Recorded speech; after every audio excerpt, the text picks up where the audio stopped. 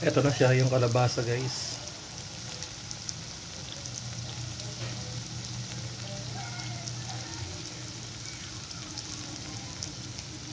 Kalabasa tsaka dalawang itlog, konting harina. Tapos kung nagtitipid kayo kung haluan nyo, nor cubes lang. Tapos habang pinapalambot nyo yung kalabasa, ilagay nyo na. Kayo kung lagyan nyo ng konting asin.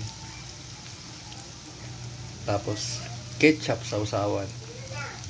Yan yung piniritong kalabasa na simple lang ang luto. Siya, guys.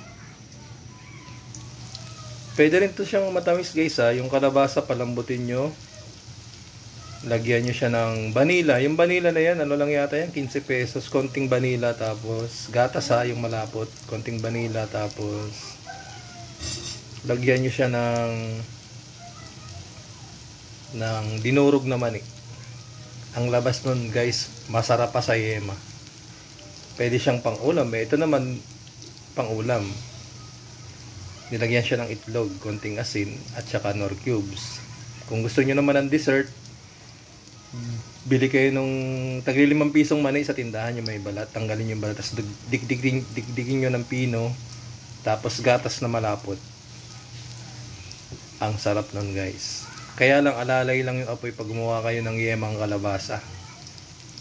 Alalay lang apoy, tapos non-stop na halo pagka nailagay nyo. Pang ulam, pang dessert, kalabasa. Kaya nga nakikita ko dun sa US, di ba yung kalabasa ang lalaki. Sabi ko, naku, sarap nitong iulam mo kaya gawing dessert.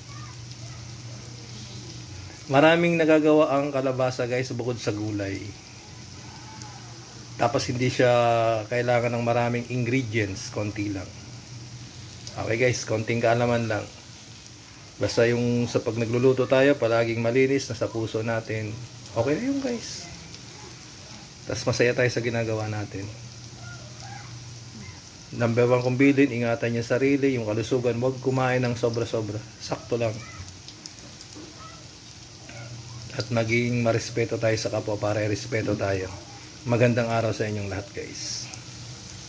Ayan na siya. Pritong kalabasa.